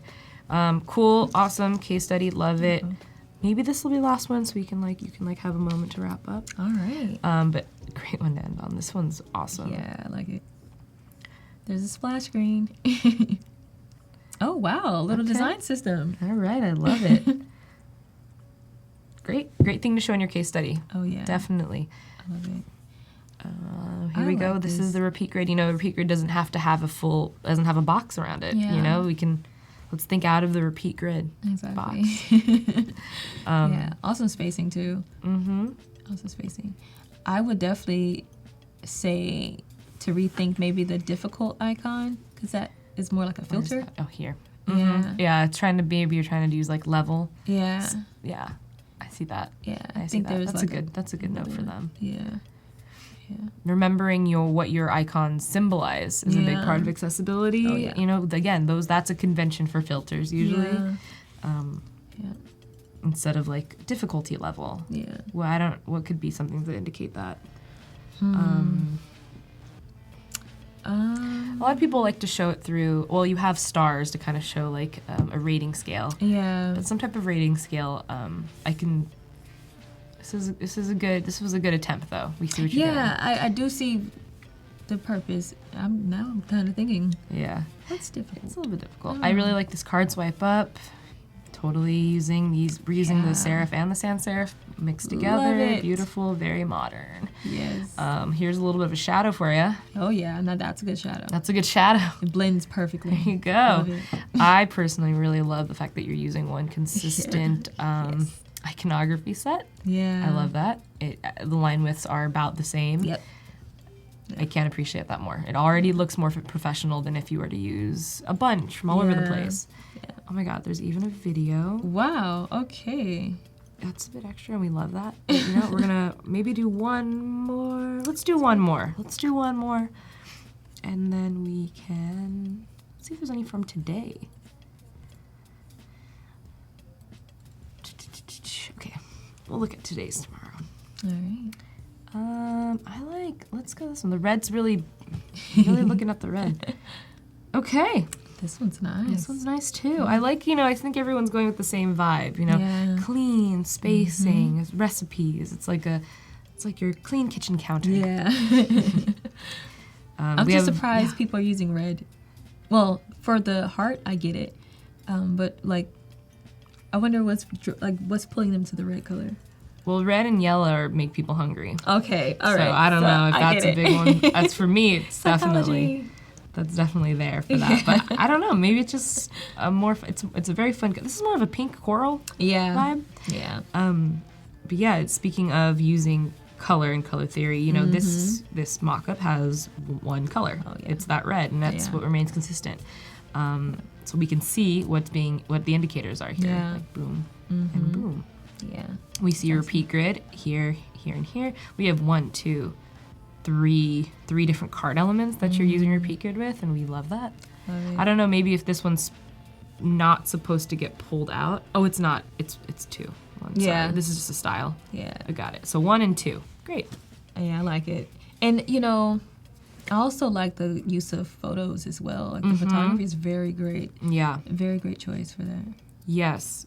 Just like your icon selections should be similar, Yes. so should your photography if you're going to use photography. Hard to do, hard to find a set that's like really matches, but you can. So obviously this one's a little bit more like of a muted color tone, white background. Yeah. Great job. Yeah, Great that's job. awesome. Here's a little filter up here. Yeah, I see. Perfect. Okay. Cool. Love it.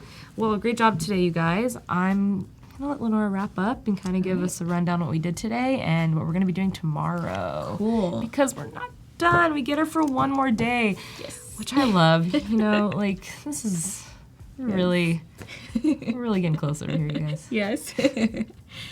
All right. So, what I want to do tomorrow, at least for the start, is show you a full-blown, finished design system, so we can at least see how it's going to be structured. Because I think if you see it, you're like, oh, wow, I see why you chose this, or I see, you know. So I want to do that for sure. And then I also want to go through and create some animations, you know, maybe make our little character animate as soon as you open up the splash page, make him do different, you know, peace signs or whatever. I don't know how we're going to do it, but, you know, do a little bit of animation there. You know, do a few, I guess, mock-ups around the actual flow using code if I can. That's one of the things I really, really, really want to do. Because I think it'll make everything go into like a full circle moment for me and for everyone on this channel, because you're hearing that I code, so it's like, show us some code. So yeah, I think it'll be amazing to actually create these screens using some code and just show you how that works as well for tomorrow. So prototyping, animating, and then if I can get to that code part, you got it. Maybe you'll do a little bit of collaboration. If you That'd be awesome. That would be really cool. Yeah. I love that. Yeah. Okay, well, we still have a little bit more time, so if you want to kind of like, you know, just let's do it. have some more fun doing some. Yeah. Yeah, I would love to see that screen take shape. Yeah, well, let me just start on this one. So I'll use our primary color. So basically I'm using the same layout. I'm not changing this layout. I thought this one was an okay one. And I'm like, all right, I can still use that one. Yeah. Well, it's amazing how much it already looks like it's coming to life. One little color change. It's amazing how that works. Alive. So now I could pull in some of our photos. I think I actually have some of the photos in here. Love that. Joe, I just want to answer your question. Yes, so the 3-day format, that just comes and goes. I don't think it's going to be the main way live happens. It just happens when it happens. Sometimes there's a holiday. But it is great to have the 3-day stream, and it's great to have someone like Lenora on the 3-day stream, where she only has more information to give us. So we do need one more day to get it all in. Yeah. And Kuta would really love to see your coding as well. Ooh, all right. See, I probably should do this differently, because I'm thinking about maybe I can grab it from my little library here. Okay, there you that's go. a lot better. Beautiful. Yeah. Uh-oh, I didn't mean to do that. All right, so now we have a little photo. We can go ahead and change our accent color here as well and bring that to life. Since this is a check mark and you already know everything is good there, you've done all your tasks. So yeah, that can be green. And from here, I can add another photo. I don't think I have another photo in here. Nope. So I'll need to find all of my photos. We can go to Adobe Stock for some. So let's do that now. Yeah, we have some time. Adobe Stock. Not Adobe's actual stock. Photo stock. Love to see that. Let's see. All right. So plant. I'll just put that. Just plant. Plant. Yeah. It's lucky a lot of these plant images come with like the white background already. Yeah, makes it even better. My favorite tip, it's not really a tip more than it's like, all right, Alexis, we get it. You know, you have friends. Make friends with a photographer. Yes. Just know a photographer. They're only going to help. Maybe get a little bit well-versed in it as well for yourself. Yeah. Maybe there's some stock images that don't work for you, and maybe you're selling something like a device, or maybe you have a stock pile of plants you want to sell. Getting good at photography to take your own images is kind of invaluable. Or knowing a photographer that you work with really well. I've definitely had to do that quite a bit. Oh yeah? Take my own photos. Oh yeah. Yeah, especially all around like the Instagram and things like that. You know, you get so used to taking the photos, and it's like, oh, I can probably do this with my web development too. So yeah, definitely take photos. I'm gonna put this in the middle. I think I can. Maybe if you make it bigger. Yeah, let's do that. Oh yeah, workarounds. Yeah. Boom. Just pull it up. Danielle uses the Unsplash plugin. Yes, there are some pretty awesome photo plugins available as well. Yes. And we can pull this one in. Now that I'm thinking about it, these two have like a gray background. Maybe I should use another gray instead of this fully white one. Yeah, let's do that. Because this one looks more like a stock photo, and this one looks like it's in someone's home. It's true. So That's true. I want to go for home vibe. That's what you want to, Yeah, go for home vibe. So again, it's all about like like something. how it appears when you're showcasing, right? So for a lot of the time when you're making something in XD or something like it, you're making you're prototyping an idea that you want to be discussed. Yeah. Just as much as you're prototyping something that's going to be made, you're making an idea come to life. And so the most you can do, be as extra as you can for getting these details down to make it seem real. Exactly. So that when you're going to your team being like, I want to make it's for homes, you know, I want to make a home plant app, be like, oh yeah, I can see that from your images. It's not just Exactly. like whatever, it's someone's home plant. So totally. I found a little home plant. It has the same background. All right, so let's use that one. Let's see if there's any other one. We should probably use a Christmas tree. Okay, so yeah, we got everything. Great. Let's come back. I think I can just lay that one in. Oh, it's still downloading. Let's wait.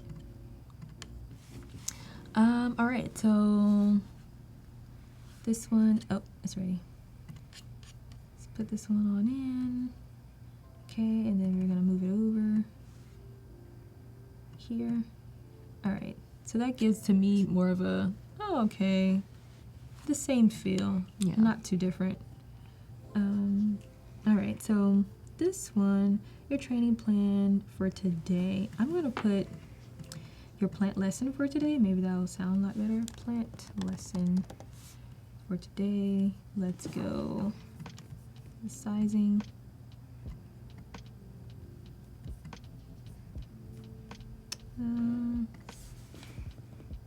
See these? It makes me feel like I need to add more wording just so I can like balance out. Here's your plant lesson for today. Here's your, yeah, perfect. Okay. That copy. Yes. Copy, it's a tricky thing. Exactly. All right, so we could make some colors around this. We can either keep it gray. I don't really want to keep it gray. We can also use some of our other accent shades up here Oh yeah. to make this come more alive. So let's try that out. Let's see how, let me zoom out so you can kind of see the whole thing. Remember we have these little illustrations over here too, just in case we don't want to use them. Because I usually kind of like... That's not the vibe I'm getting from your app. Yeah. It's either like a real image or this little plant dude. Yeah, and it's usually like a little lighter. So if it's like illustrations, it will be like a light pattern background thing. Right, I see that. Yes, Yeah. I see the way you used it in the other case. Yeah.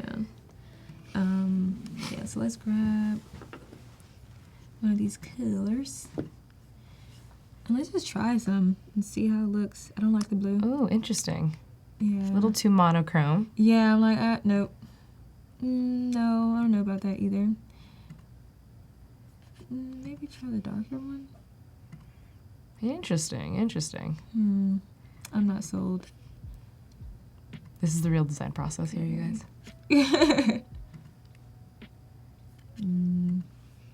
Yeah, I might go with a whole new color.